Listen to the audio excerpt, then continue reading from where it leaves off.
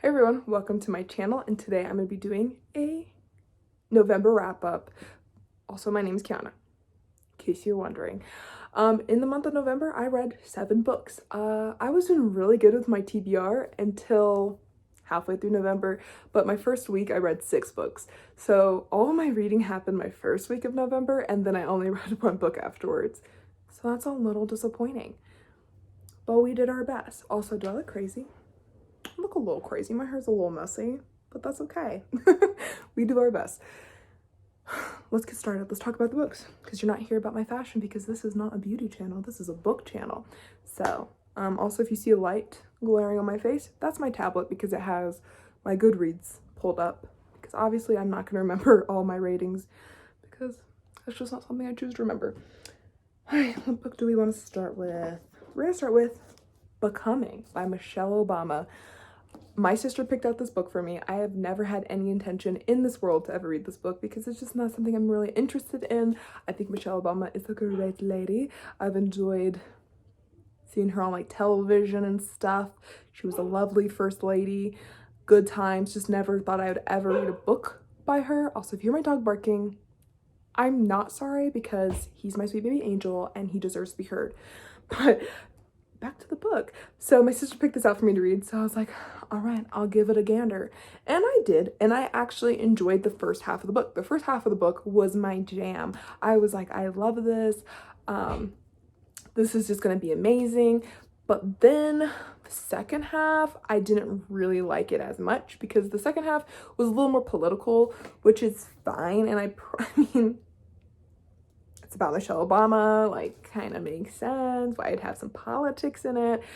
But that's part of the reason why I don't want to read it in the first place, because I don't always like to read about politics unless I really feel like it. Like, I've read some political books in the past and enjoyed them quite a bit. I just was not in the mood for that this month, you know what I'm saying? But so that kind of made it a little less enjoyable. Also, I wanted some tea on Barack Obama. Not like the whole book of being about Barack Obama, but I wanted her to talk about things that she didn't like about him, or like his flaws kind of. But she kept hyping this man up this whole book, and I was like, he's not gonna run again unless, you know, unless we change the laws. He's not gonna run again. Says, tell me how you feel.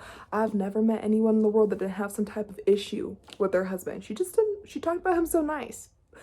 But maybe it's true love, and maybe I just can't accept that wives don't talk badly about their husbands often. I don't know, but I wanted some tea because I'm ridiculous. But I did learn a lot about her, and I really did enjoy it, and it makes me appreciate her as a person even more. It makes me want her to run for president, even though she mentions many times that politics is not really her jam, and that she will never, and at the end she said she will never run for president. But I don't know. Never say never, period. Okay, let's get to our next book, because that was a lot. Ooh, we're talking about this book. And I rated that book. Did I mention I rated this a 3 out of 5 star? If I didn't, I rated 3 out of 5 star. There's more noise coming. If you hear like a noise, it's the heater. And I respect the heater being on, because it's cold in Colorado. It's snowing a little bit today. It's crazy. First day of December, already a little flurry.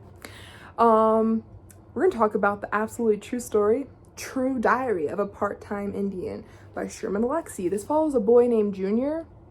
Wait, first of all, let me tell you why I read this book. My teacher in my freshman year of college was like a very big advocate for Sherman Alexie. Like, she had us read a couple essays from him, and she recommended this book right here. And so I finally read it, and I was surprised. This follows a boy named Junior. He is an Indian. He's Native American. In Washington State. What tribe was he part of? Spokane Indian Reservation. Which is crazy, because I used to live in Washington, so I knew everything they were talking about.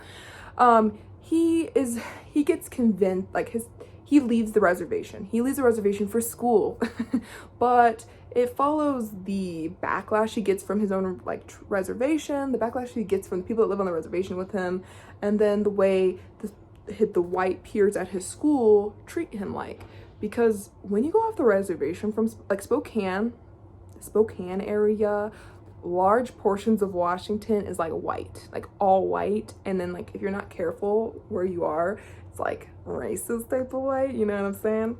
And so I felt for him. I felt for him so bad, and like the experiences he had. I really enjoyed it. It's a heavier book for sure because some of the things that they talk about are like really sad. How he's treated is really difficult for sure, and also they talk about alcohol issues that you could find on reservations, which I think is a very important thing to talk about. But they also talk about the amazing things on the reservation, which I also really enjoyed, because sometimes when people talk about reservations, they just bring up like alcohol addictions, gambling and such, and they never talk about like the really good things. And he mentions the good things that his tribe has to offer. So I enjoyed this book. I give it a 4 out of 5, I think. Yes, I gave it a 4 out of 5. What stopped it from being a 5 stars because it kept using a gay slur in it. He does mention throughout the book that it's not okay for him to use it and he shouldn't be, but he keeps using it anyway, so I didn't like that. Even though I think it was purposeful to explain like the reservation, how he was raised, etc. I don't know, but I didn't like that, so I marked it down. But it was still good enough to be rated a 4 out of 5. I would definitely reread it, and I would definitely recommend it to many people. So happy I finally read this. If you haven't read it, go ahead and give it a go. Go ahead and give it a go. What book do I want to talk about now? Ooh, we're gonna talk about this book. We're gonna talk about The #1 Ladies Detective Agency by Alexandra McCall Smith. I was very excited about reading this book. I found it randomly at a thrift store. I was like, I've never heard of such a thing, but it said HBO original series, and so I was like, oh, there's a TV show. I love that. I love when things are TV shows. Sorry, my handle's like face down. Do you see how it's like facing down a little bit? That freaked me out. Sorry. Because I'm like, I can watch a TV show, woo a series, even though I never finished series, but it's fine. So I started reading it. This follows a woman. I almost called her a girl. She's a woman. She's a grown adult. I almost cursed. She's a grown adult. I cannot pronounce her name, so I'm not gonna try to. I hope I remember to put her name up here, but it's okay if I don't, I guess. But she opens up her own #1 Ladies Detective Agency. It's #1 because there's no other lady detectives. Throughout the book, it's a joke about how like this one person was like, is it even legal for like, can women even be detectives? I don't know. I just thought that was super funny. But this whole book is just kind of funny, super interesting. I was cracking up the whole time while reading it. It does get a little dark in the middle. Trigger warning on sexual assault. I'm not a big fan of that. I was unprepared for that because this was such a funny book, and then all of a sudden it got like really dark, but then it got really funny and light again, so it was great. I mean, like there's a lot of dark parts in here, but that was like significantly dark, you know what I'm saying? So yeah, and I wasn't prepared for that, and like they never mention like anywhere on the back of this book like something like that would be happening. So I didn't love that because I think that should be something that should be mentioned in my mind before you enter a book, because like when you expect something to be light and fluffy and then it's not, it's kind of depressing.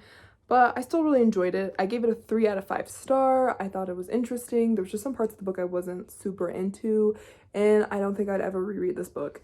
I did read some of the comments at the bottom of the book, bottom of good, like in the Goodreads comments. Most people really liked it, though some people had issues because they said this came from like a colonizer mindset, because Alexander McCall Smith is white and he lives in Africa, and they said it has like a colonizer type of undertone in it.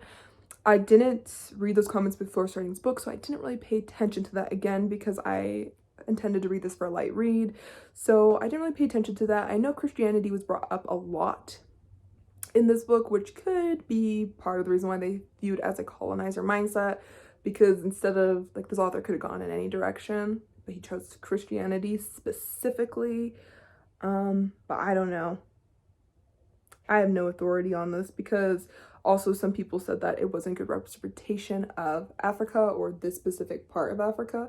And again, I've never been there into any part of Africa, so I could not tell you what. I have no authority on that because I have no information on that. So just thought that would be something I should share with you before you go into that book. Wish I read other the comments first so I could pay better attention, but I didn't. So Okay, next book we're going to be talking about is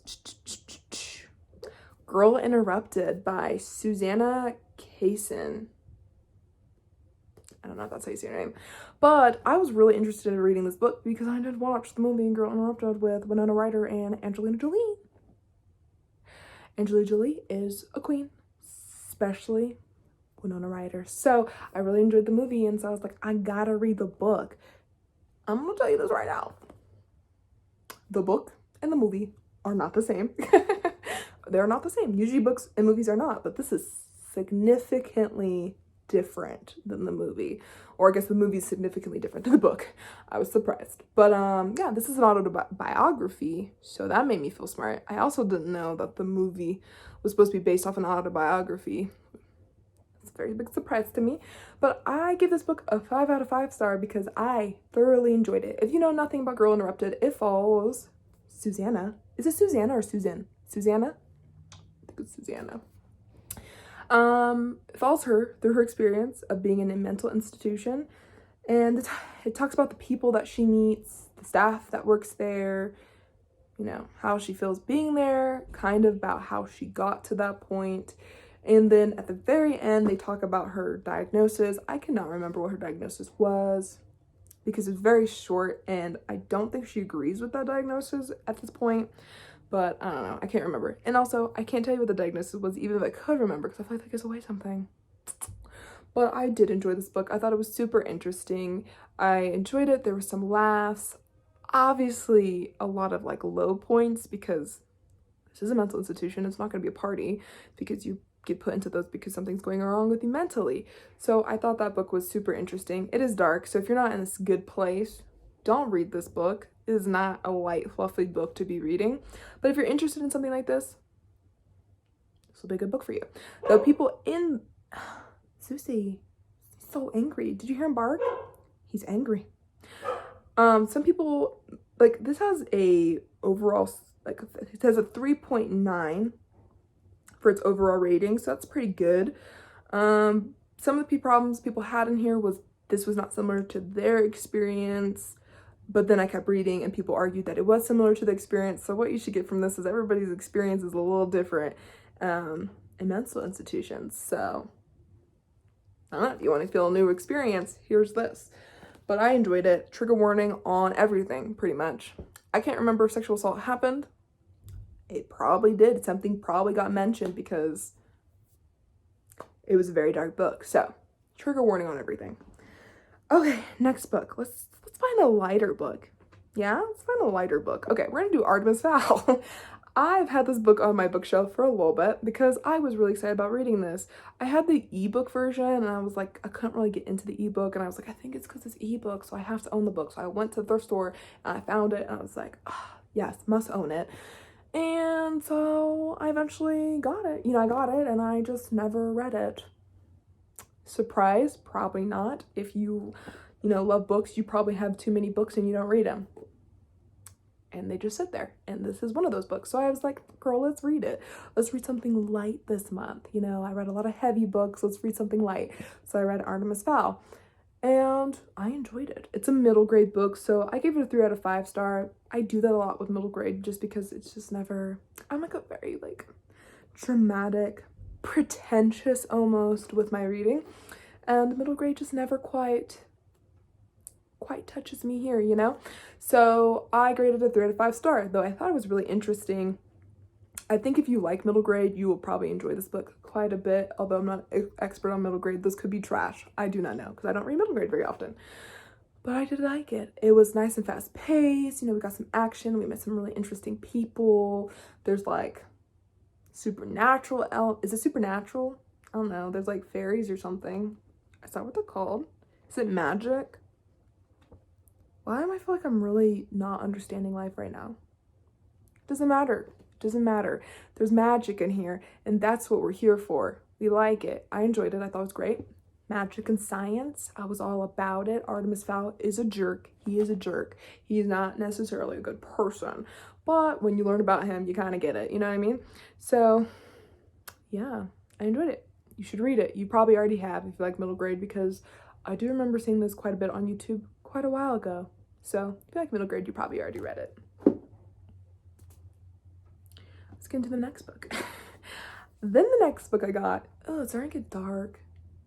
This lighting is on point. Anyway, next book we're going to talk about is The Forgiveness Formula, How to Let Go of Your Pain and Move On with Your Life. I don't know why I'm looking at the screen when the book is right here. Okay. I rated this a 3 out of 5 star. This book is about forgiveness, how to forgive yourself and the people who've hurt you, which could also be yourself that hurt you. So it just talks about that. I thought that was an interesting topic because I just haven't really read any books on forgiveness, even though I do know forgiveness and hurt and pain cause a lot of issues with people's psyches. So, you know, I'm surprised I've never read a book like this. And so I finally did. I enjoyed it. This book has a lot of things that I've learned from my psychology classes and my counseling classes, but then I also learned a lot of new things and a lot of different type of techniques, which I don't think she ever shows evidence that that's scientifically proven to work. But I could see where we were going with. I can see why that would be helpful. And I enjoyed it. I think some of these techniques I would like to use because they were interesting. And the techniques that they use in here, a lot of them are forgiveness without actually having to talk to the person you're trying to forgive, which I think is good because there's some types of forgiveness where you need to forgive them for your own sanity, for your own heart, to help you move on a little bit, but it would not be safe or like safe to talk to them, or you can't talk to them, like, I don't know, for whatever reason they won't talk to you, or they may be dead. Who knows? But it teaches you how to forgive without actually having to talk to that person. It also helps if like they traumatized you or something, because they do talk about trauma in here, and how to forgive through that trauma in a slow process and a safe process without overwhelming yourself. And it's all about forgiving slowly and not all in like one day, not even maybe in a month, but like a slow forgiveness, which I really enjoyed. And I do recommend this book because I think a lot of people would get something useful out of it, but maybe not. Maybe you'd hate it. I'm not sure. But again, that's my first book I wrote on forgiveness. I need to find more, so I have something to compare it to, you know? All right, I think this is the last book. I think we're on the last book. Hallelujah. We're on Schizophrenia. I read this book this month because in my class, we had to read, like our chapter this month was on schizophrenia. I was having a hard time explaining that, and I don't know why. I never did this a 3 out of 5 star book. I just wanted to read this book to further my information, my knowledge on what I just learned about. This is not really the book to further your knowledge. Like if you're taking college classes and learned about this, it's not going to really teach you anything new. This would be like if you never took a psychology class and you just want to learn, well, maybe some psychology, like introduction to psychology probably didn't teach you all of this. Maybe it did. It did not for me. But like, you know, if you've already learned about schizophrenia, you probably already have this information. But if you never had, then this right here is for you. A little outdated. There's definitely better books out there, but it has some basic information that you may want to know if you want to educate yourself on schizophrenia, which I think would be good for anyone to educate themselves on the many different challenges people may have in existing in this world, because they maybe become a little more understanding to the people that you're around, especially because there's definitely stigmas with schizophrenia. So hopefully this book helps you, you know, let go of those stigmas a little bit and realize there's just people who have no control over what's happening in their brain. I mean, like, they have a little bit of control, like, they can get some help, like, medicine, but, like, they have no control of the fact that they have schizophrenia. So, yes, definitely recommend that book, or just reading a book about schizophrenia to educate ourselves. Woo woo. But that's all for this reading vlog. I hope you guys enjoyed it. If you didn't, you know, you should still give it a thumbs up, because that'd be great. But hope you have a blessed rest of your day, blessed rest of your week, and make sure you're kind to every soul. And wrap up, you may mate. Doses.